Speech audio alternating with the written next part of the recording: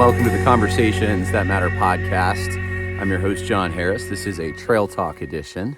Some of you enjoy those. You like seeing the scenery, so I wanted to do one because I haven't done one in a while, and I haven't actually been out walking by myself in a while, but today is a nice day, meaning it's above 35 degrees, I suppose. Probably like 36. That's a nice day this week. This is going to be the warmest day. And it's obviously January in the Catskill Mountains in upstate New York. And this is what it looks like. It was actually snowing a little bit earlier. And it's wonderful. It's just, my body's acclimated. So I don't even have gloves on right now. I mean, it just feels almost balmy for me. But the reason I do this is because not only is it pretty and it's nice to keep in shape, but I am securing for myself a patch. It's not really the patch I'm after. It's just maybe the bragging rights. I don't know. It's a goal. It's a recognition that you get when you climb or bushwhack or walk, hike the 35 peaks over 3,500 peak in the Catskill Mountain Range. And then when you do that, you enter a club. Now I'm part of the club because I did this years ago, and you go to a dinner and they call your name and you get a little patch, or I don't think they give me a patch. They give me like a piece of paper, and then I can buy a patch myself if I want one. I don't think I ever actually bought one, but if you do all of those peaks again in the winter, which is what I'm doing right now, you get another patch and you get to go to the dinner again and say, hey, I did all of those peaks again in the winter. And I think it's important for men to have goals. Obviously, I have other aspirations that are maybe more important in some ways, but I think this is a fun one, and it's just physically, it's good for me. It's mentally good. Some of the best times I've ever had in prayer or thinking about life issues, like big life issues, have been in the woods, hiking like this. And it's one of the reasons I actually wrote a whole chapter in my forthcoming book, which the working title is Against the Waves, Restoring Christian Order in a Liberal Age. It's because I have so much appreciation for the outdoors. And I think that we need to learn to appreciate nature again. Too many of us are sedentary.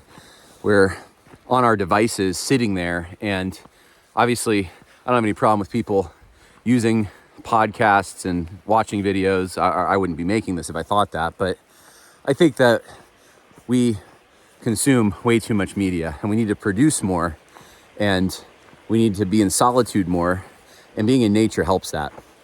So anyway, all that to say, go take a walk somewhere or a hike or get out there. What I wanted to talk about in this video, and this is a good segue because we're going to talk about masculinity, is Andrew Tate. And I want to talk about specifically this controversy, and it seems to bubble up every now and then, as to whether he should be platformed in American conservative media. And really, I think a more important question, and one that's not being asked, is ought men in the United States, ought they to, or should they, that's a better way to say it, should they make someone like Andrew Tate their role model and their mentor when it comes to questions that men ask, how to treat women, how to take responsibility, what kind of goals to have. I mean, Andrew Tate is good, as far as I know at least, on saying that you should perfect yourself, you should be a better person, you should set physical goals, you should work out, right? Unfortunately, though, Andrew Tate's also someone who's given very bad advice sometimes on how to treat women. And even some of the things that he even talks about, which are shameful to talk about, can only come from, in my opinion, a very pornographic mind. Things like, maybe I will fool a woman into thinking that she's going to have a sexual relationship with me, and then I'll just beat her up. And I'll, even getting vivid as far as how he wants to do it, how he will do it. I mean, it's just weird to describe that And let's, some of you might say it's not so much weird as it is evil, but it is weird too to broadcast something like that to the world, because generally those are the kinds of things. If you have an idea that is very, I was going to say unpopular, but maybe that's a popular idea now. But if you have an idea that's going to hurt you and it makes you look bad and people are going to use it against you, you try not to share it unless you think it's a stand for righteousness or something. Andrew Tate just pops off, and he's had a history of doing this for a while, and maybe that's why people like him, because they think it's authentic and that kind of thing. But he'll pop off about some of the most perverted things he's got going on in his mind. And there's a few obvious things that people are pointing out. One is that he's a Muslim, so why should Christian conservatives in America be promoting him? The other thing, he's not an American. I think his mom is from the United States, if I'm not mistaken, but he wasn't raised here, and he's in another country, and it's just the circumstances he's in are so. He's in like a bunker in Europe. I don't even remember what country he's in, but it's just he's outside of some of the challenges that we have, and so I mean I've seen people say that, and the first thing I mentioned about him saying some really, frankly, evil stuff. Those are the reasons you shouldn't platform him. And okay, that's reason enough. I get it. But there's something else going on that I really, really think should not be ignored. And that is that we shouldn't probably have role models, or at least, no, we should. Let me rephrase this. Our primary role models in life, and the people that we get the most advice from about masculinity, being a man, all of that, that probably shouldn't be coming through screens. And I'm including myself in this. You shouldn't be mediating all your advice for life and your concept of what it means to be a man through a screen. Let me illustrate and fine-tune this for you.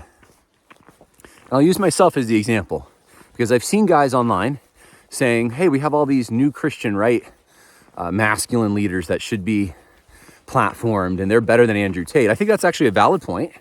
And there's guys, I've seen William Wolf saying things like, look, it's because of the failure of Christian leaders that guys like Andrew Tate are even attractive to young Zoomer boys and men and that kind of thing. I get that, and that's true too. But what should the goal, or what should the template be for what a mentor, what a masculine example, what someone who can really give you good advice for your life, what should that look like? Obviously Christ, but I'm talking about you and your personal life. If it's all mediated through screens, if we just produce a Christian Andrew Tate, he's not going to say all the terrible things Andrew Tate says, but still very masculine, right? And just pops off on things, and when they're offensive, but they're offensive because they're true and they're in the Bible or something. If we just produce that, I think we'd still have a big problem. And it reminds me of what Kruptas said on a podcast about technology, that once you have technology, that technology makes an impact. It could be a negative impact, whether you use the technology for good or bad. Obviously, I think it's okay to use technology for your own betterment. I wouldn't be making this podcast if I didn't think that. But consider with me whether or not you actually know me. You might be listening, you might be hundreds of miles away, you might be thousands of miles away. Do you know John Harris? You think, well, I've consumed hundreds of hours of John Harris if you've really watched this podcast or listened for a while. Okay, so you do know something, but you are deceived, and I don't mean deceived in the sense that you don't know this, but you have the impression that you can be very close to me because I'm holding my phone 6 inches from my head, and you're holding your phone 6 inches from your head. So from your perspective, I'm about a foot away from you, right? You can see the details of my face because of the high quality video. You can hear me very clearly because of the good quality microphone. It gives a sense, an illusion almost, of proximity. And it's really not, You're not very proximate. You could be miles and miles away and never have met me in real life, right? And someone who knows me even on a more superficial level, but actually sees me in group settings, sees how I treat other people, knows what kind of things I consume my time with, knows when I'm relaxed what I might say, and sees me with my wife and my child, and knows my family, knows who my friends are. Someone who sees me in actual intimate settings is going to know a more important side of me than someone who is watching this video right now. And I think that is very, very important, and we need to think about it more. It's fine and it's good to get advice from people online. I wouldn't make this podcast. I know I've said it like 3 times. I wouldn't make this podcast if I didn't think that. But I should not be your primary role model or your primary outlet where you get advice on being a good man.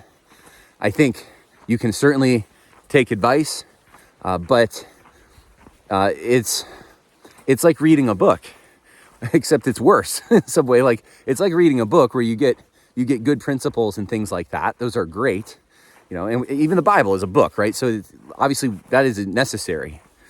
But Paul said, follow me as I follow Christ. The people that you see who look like me, who do what I'm doing, follow them. You need actual examples too. And there's a deception with media, or an opportunity for deception, that doesn't exist with books. Because with media, like I said, you are having all these other senses somewhat aroused to think that you're in my presence when you're not.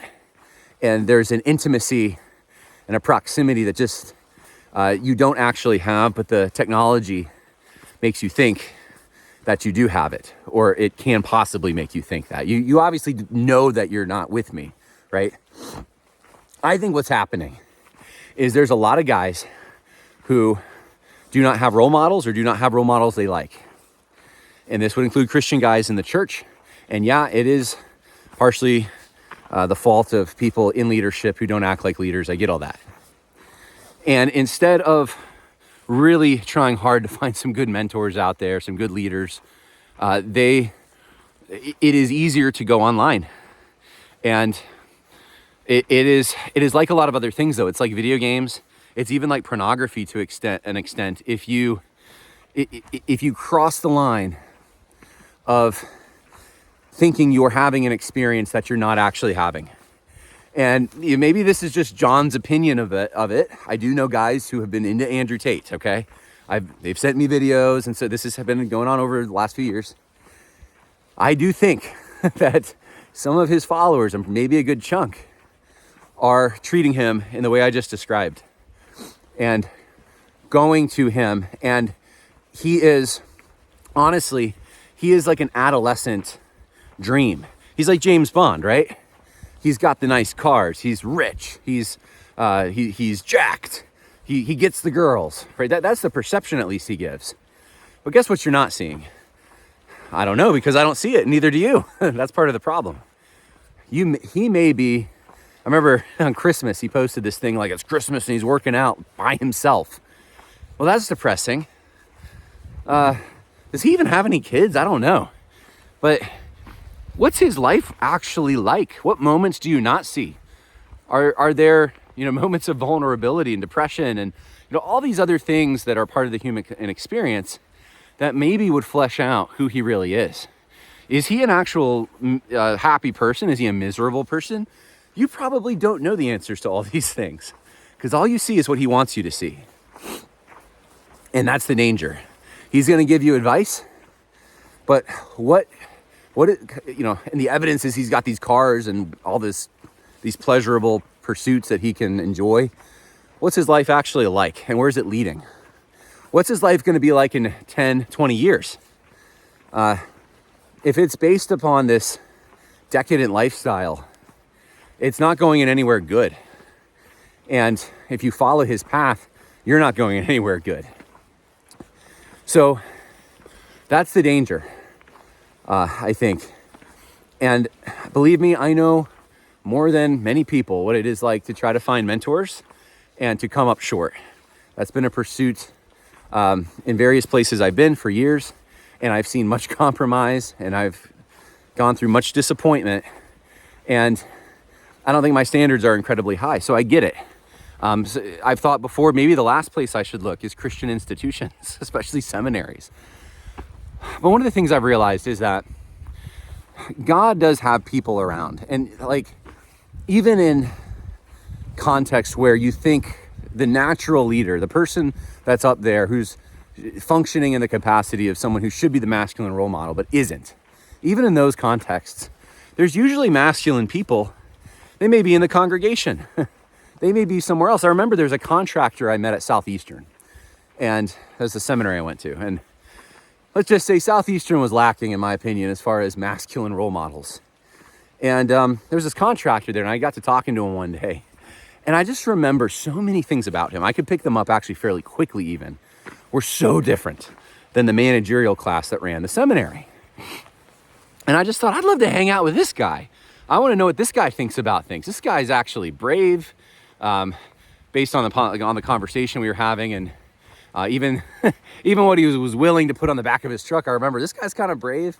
He's a hard worker. He's got common sense.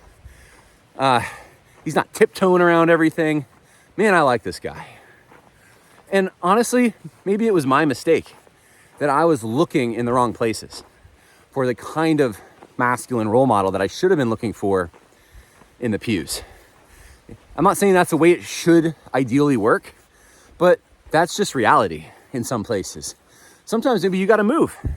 You got to try to find somewhere, pray about it obviously, but find another church, another region that has more of these role models. I obviously keep using North Carolina. I don't have to do that, but when I was down there for seminary, I went to so many churches trying to find a good one, and there was definitely a reward system going on where the seminary very much affected who got into leadership in churches and that kind of thing. And I think it did kind of spoil the area, to be quite honest, if you were a Southern Baptist at least. Maybe some people are mad that I say that, but that was my experience. That may not be the experience. I know it's not everywhere. So don't universalize your setting and think it's like this everywhere because in my town, it's like this. May not be. But the first thing is to obviously pray about it. And then I would say this. It's also good to go to books to get advice, especially from men who have died and so they finished well. And it's not like Steve Lawson where, things look okay, but then there's only one side he's given, and then you find out he is not going to finish well because he wasn't doing well for years. Men who have finished well, whose life has been observed, who give advice, and you don't get the sense when you're reading them that they're somehow distant from, or they're somehow really close and like they're a buddy with you. Because they're not. They're not there. They're actually dead. But you're, I think, forced to take their advice on its own merits and not just be attracted to the personality and that kind of thing. And that's the danger of someone like Andrew Tate. You could be just attracted to superficial things. You could have, even adolescent standards that are subverting your judgment and making you think like this guy is somehow close to you when he's not. And if there's anything young men need or want right now, I think it's closeness, it's proximity, it's someone who will actually put their hand on their shoulder and be with them through the tough stuff. And if they don't feel like they're getting it, they will turn to an Andrew Tate, perhaps. But I'm just asking people who might be in that vein to suppress that urge and to consider some of the things that I'm telling you. There's obviously good reasons that conservative organizations shouldn't promote Tate, but I think we have to ask a deeper question about where masculine role models and mentorship should be coming through. And I'll say this one last thing. Someone has said, hey, look, we need role models that are distant from us. I think that's true. Leaders in the political sphere, in the military sphere, all kinds of different areas, business. We need leaders. There's no doubt. And you don't need to know everything about them to have some respect. I'm saying when it comes to those who you're getting intimate advice for your life about, like how do you navigate a certain situation with a girl, right? How can you be a good father? That kind of thing. You want primarily there to be people that actually know your situation, are close in reality, and not a fake mediated screen, through a fake mediated screen. So that's the trail talk today. Whew. Coming up to the top of this hill. I haven't even reached the trail yet. I'm still walking on the road. I know some of you don't think that's the road. That's the road. It's just not plowed in the winter, so I didn't want to drive it. If I get stuck up here, there's no cell phone reception. All right, well, God bless. Hopefully I live. And we'll have another podcast. Bye now.